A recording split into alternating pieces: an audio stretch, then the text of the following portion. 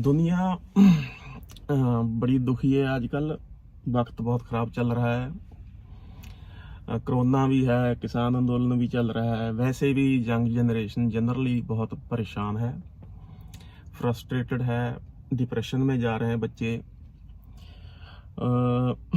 मैं एक आम बंदा हूँ। मेरा किसी पॉलिटिकल पार्टी, किसी रिलीजियन, कास्ट या ऐसे किसी भी ग्रुप से मेरा कोई नाता नहीं, बिल्कुल आम बंदा हूँ।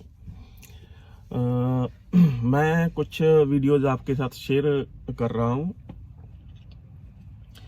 जो यंग हैं, जो ज़िंदगी में स्ट्रगल कर रहे हैं बच्चे, जैसे 15+ लगा लो, चलो उनके लिए ज़्यादातर होंगी मेरी ये वीडियोस।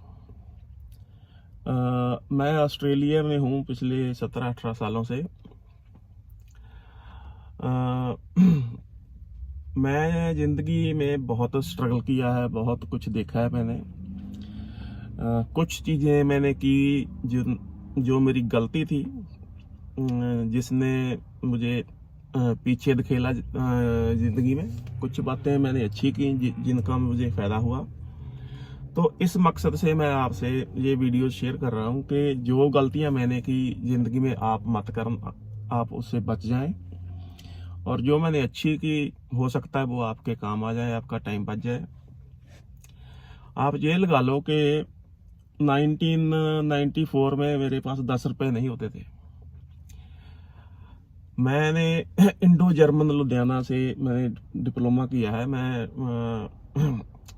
बाय ट्रेड इंजीनियर हूँ, टूल मेकर हूँ, CNC मशीनिस्ट, प्रोग्रामर हूँ।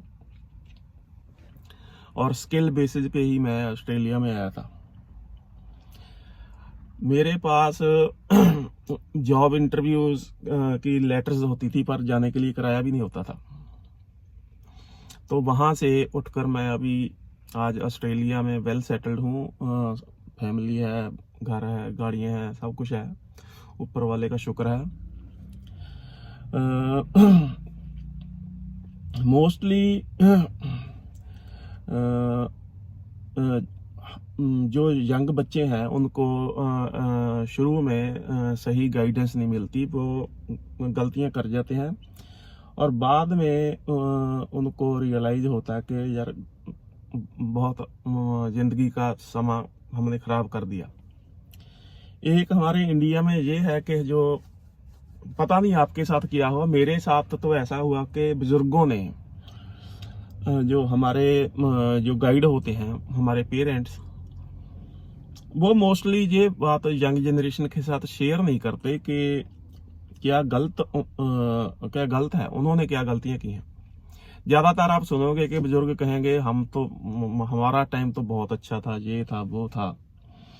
मेरे ख्याल से कुछ गड़बड़ है वहाँ पे। तो कुछ ऐसी बातें।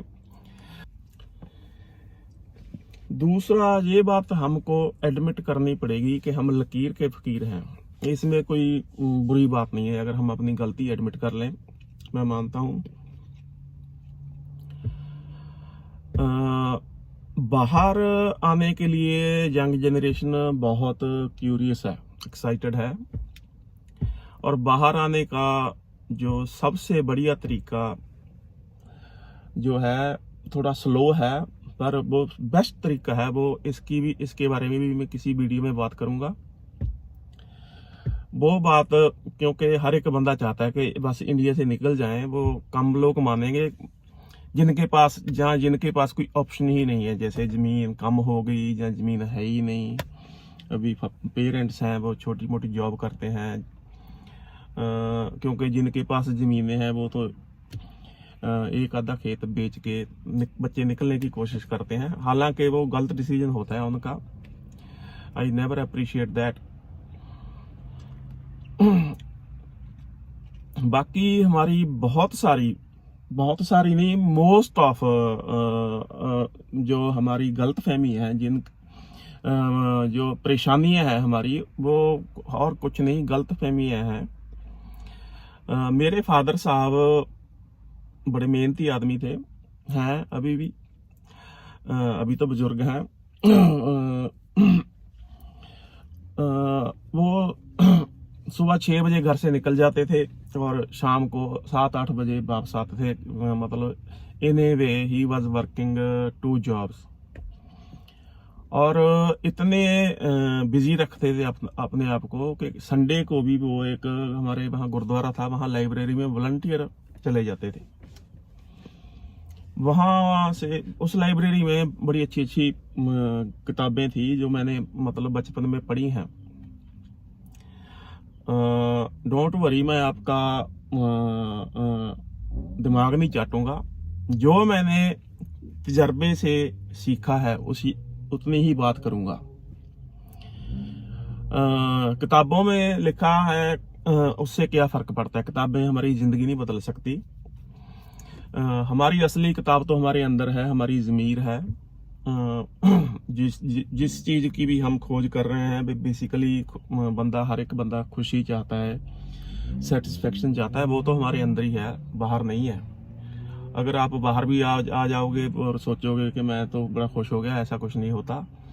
लेकिन जो हमारा अंदर ही अंदर मन अशांत रहता है, कल्पता रहता है, तड़पता रहता है, और बड़े लोग परेशान रहते हैं। मुसलमानों के बच्चों को लगता है कि हमको हर कोई आतंकवादी की नज़र से देखता है।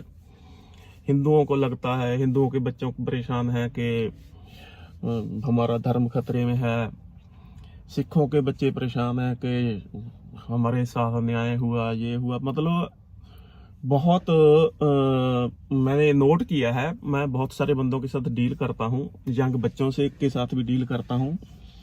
वो अंदर ही अंदर उलझे हुए हैं, मतलब उनके अंदर कोई एक मतलब रिडल पजल कंफ्यूजन चल रही है हमेशा ही। तो मैं कोशिश करूंगा कि एक जब कहते हैं जब ऊपर वाला किसी को किसी सिचुएशन से थ्रू करवाता है ना, तो उसको लेसन देने के लिए करवाता है। तो मैंने ऐसे बहुत से लेसन लर्न किए हैं। मैं कास्टिज्म, रेसिज्म, रिलीजियस जो ये होती है बाइस्ड हेट्रेड, मैं सारा कुछ मेरे साथ ये हुआ है। मैं नहीं चाहता किसी और के साथ हो,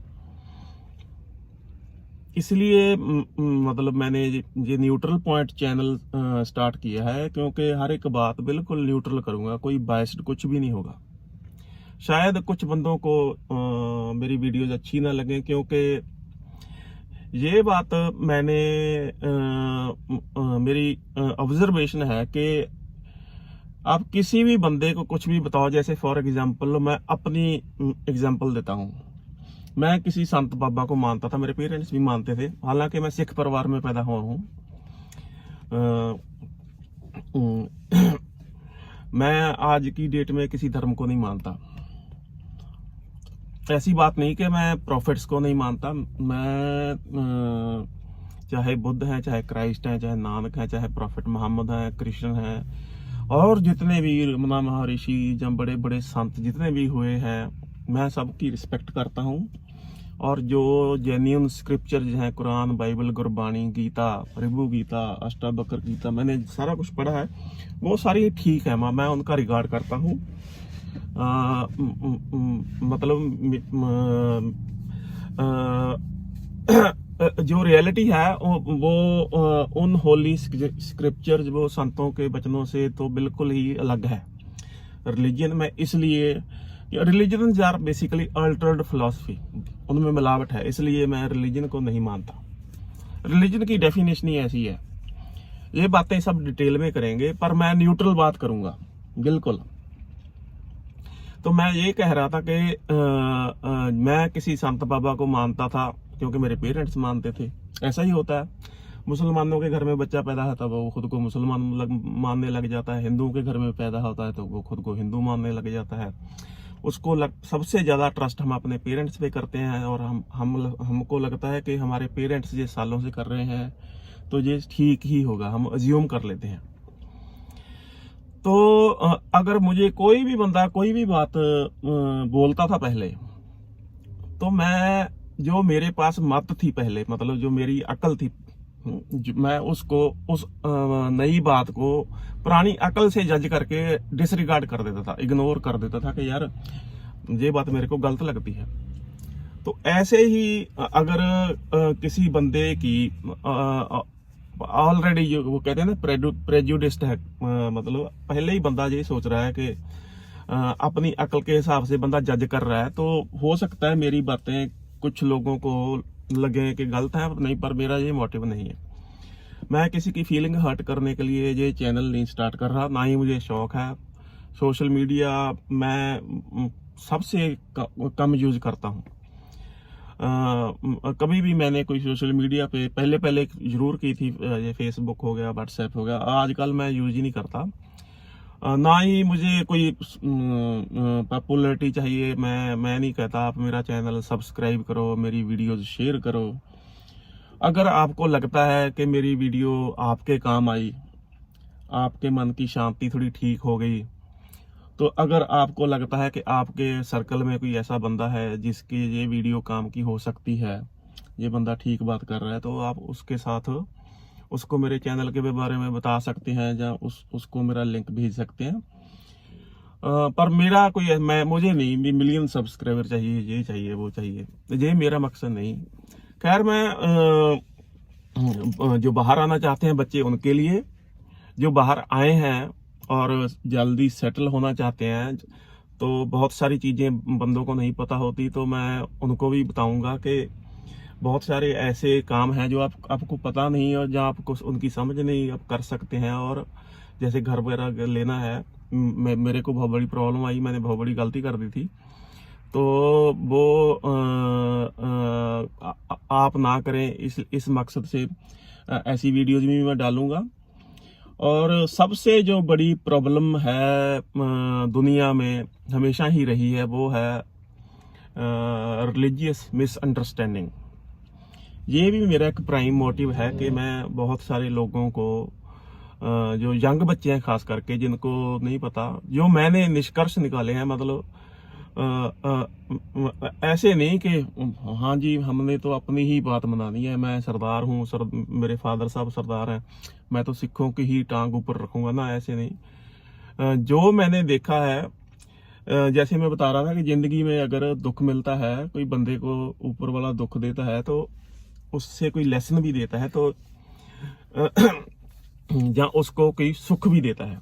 ऐसे ही मैंने बहुत एडवर्सिटी, बहुत गरीबी जिंदगी में, बहुत स्ट्रगल देखा है, तो मुझे कुछ मेरी जिंदगी में बहुत कुछ अच्छा भी हुआ है, कुछ ब्लेसिंग भी थी। ऐसे लोग ज़्यादा पॉपुलर नहीं होते जिनके पास बहुत सही ज्ञान होता है, जरूरी नहीं, कुछ होते भी हैं। तो मेरी जिंदगी में कुछ ऐसे लोग भी आए जिन्होंने मुझे, मतलब मेरे बहुत सारे जो कन्फ्यूजन सी क्लियर कर दी। वो ऐसी चीज़ें मैं आपके साथ शेयर करना चाहूँगा।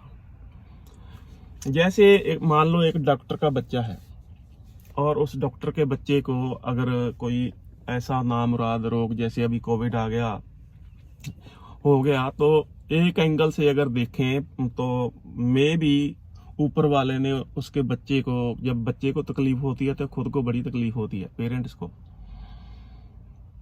मे भी उसको ये तकलीफ इसलिए दी है कि ये कुछ हल निकाले और पब्लिक का और ह्यूमैनिटी का कुछ फायदा करे। तो मैं यही मानता हूँ कि हमको जब तकलीफ आती है, दुख तो बहुत होता है, पर उसमें कोई ना कोई कुदरत का इशारा होता है, रब हमको कुछ ना कुछ सिखाना चाहता है। जब तक हमारी अकल वो चीज समझ नहीं लेती, तब तक वो दुख या गरीबी या तकलीफ या बीमारी जाती नहीं। किसी के दिन तभी फिरते हैं जब उसकी अकल बदलती है।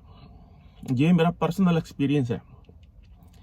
आपके दिन, आप ये बात लगा लो कि मैं इतना परेशान था कि एक बार मैं डॉक्टर के पास गया। मैंने कहा, डॉक्टर साहब मेरे को कोई इमोशन किलर दे दो। कहता, क्यों? मैंने कहा, कल मैंने किसी बंदे के हैमर मारा, बस लगा नहीं, अगर लगता तो मर जाता। भी मैं अंदर से इतना परेशान, फ्रस्ट्रेट, डिप्रेस, बहुत ज़्यादा लंबा समय मैं डिप्रेशन में रहा। फिर उस डॉक्टर ने मेरे को साइकोलॉजिस्ट के पास भेजा। फिर धीरे धीरे साइकोलॉजिस्ट अच्छी थी, उसके बाद कहते हैं ना, ऊपर वाला कोई विधि बना देता है। तो कुछ ऐसी विधि बनी कि मेरी जिंदगी में कुछ ऐसे लोग आए जिनको पता लगा कि मैं तो बहुत बड़ी एक गलत फहमी में जिंदगी जी रहा था। फिर जाके मेरी जो मुझे डिप्रेशन खत्म हुई। तो जो चीजें मैंने सीखी वो एज इट मैं आपको समझाने की कोशिश करूंगा। मैं नहीं चाहता इस चैनल पे बहुत भीड़ हो और 2-4 बंदे हों। बस अगर एक भी बंदा मेरी वीडियोस देख के अपने आप को अंदर से खुश कर ले या डिप्रेशन से निकल आए, तो मैं समझूंगा मेरा ये चैनल चलाने का जो मकसद है पूरा हो गया। तो मैं वीडियोस डालता रहूँगा, आप देखते रहना और ऐसे ही हम मिलते रहेंगे। Thanks for watching.